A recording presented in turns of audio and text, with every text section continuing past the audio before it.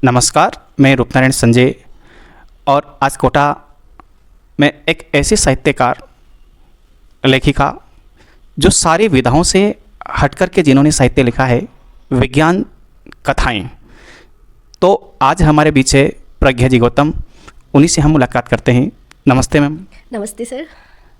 Ma'am, सबसे पहले दर्शकों को आप बताना चाहेंगे कि आपका जो जीवन है वह कहाँ और किस तरह से व्यतीत हुआ?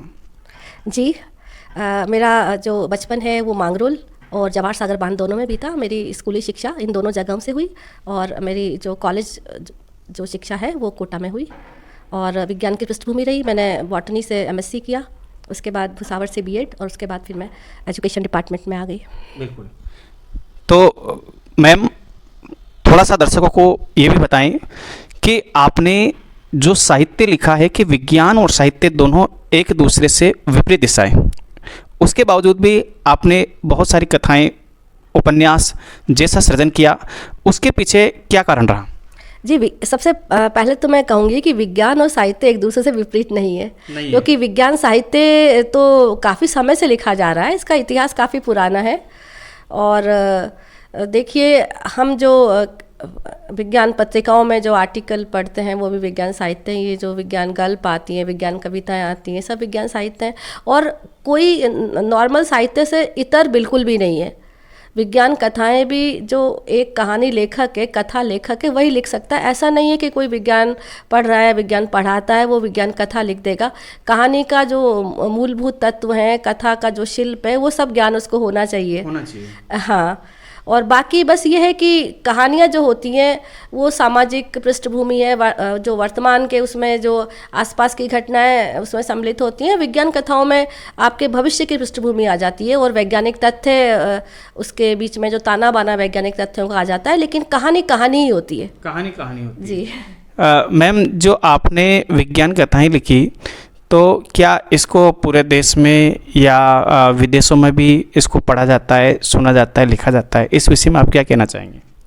विज्ञान कथा का विदेशों में बहुत क्रेज है। पाश्चात्य जो देश हैं, अमेरिका है, यूरोप के जो देश हैं, उसके अलावा हमारा जो चीन है, मतलब तो चीन तो एशिया ही देश ही है, उसके बावजूद चीन में भी बहुत ज़्यादा क्रेज है।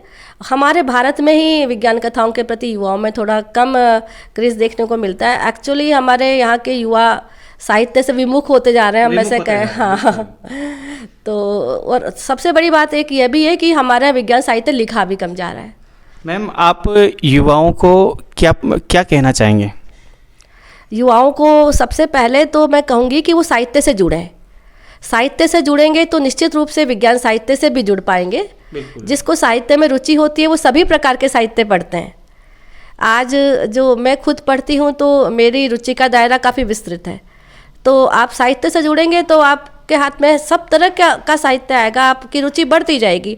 आपकी जो पढ़ने की जो वो लालसा है वो भी आप पढ़ेंगे तो आप एक पुस्तक के बाद अगली पुस्तक, फिर एक आनंद आता जाता है, रुचि अपने आप ही विकसित हो जाती है। तो युवाओं को पढ़ना चाहिए। और विज्ञान कथाएं तो विशेष रूप से इसलिए क्योंकि ये युग ही विज्ञान का है और टेक्नोलॉजी का युग है और वैज्ञानिक दृष्टिकोण के विकास के लिए, दूसरा जो पर्यावरण जो है उससे जुड़ने के लिए, और इस सब के लिए ज़रूरी है कि विज्ञान जो है वो युवा पढ़ें, युवाओं तक पहुँचे। तो मैम, आपने विज्ञान कथाओं में कितना साहित्य लिखा, कितना साहित्य सृजन किया?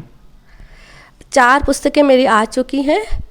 पहली पुस्तक 2020 में आई थी, अलौकिक और अन्य कहानियाँ। उसके बाद 2 साल बाद 2022 में धरती छोड़ने के बाद, तो उसमें थोड़ी और परिपक्व कहानियाँ हैं। उसके बाद एक बाल विज्ञान कथा उपन्यास आया जो किशोर बच्चों के लिए है। और अभी आप कौन सा सृजन कर रहे हैं, कौन सी प्रकाशित होने वाली है? अभी एक बाल विज्ञान उपन्यास ही है जो प्रकाशन प्रक्रिया में है, 5वीं किताब होगी मेरी।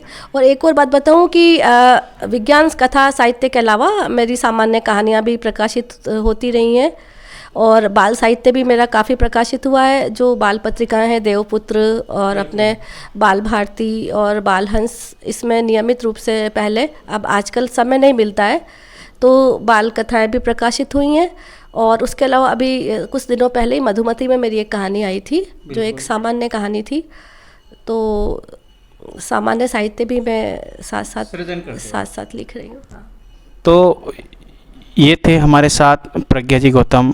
इन्होंने बताया कि साहित्य और विज्ञान एक दूसरे के अलग अलग नहीं है, एक दूसरे के समपूरक हैं। प्रत्येक विज्ञान के विद्यार्थियों को भी साहित्य के प्रति रुचि लेना चाहिए और साहित्य सृजन करना चाहिए और साहित्य को आगे बढ़ाना चाहिए। बहुत बहुत धन्यवाद। धन्यवाद, शुक्रिया।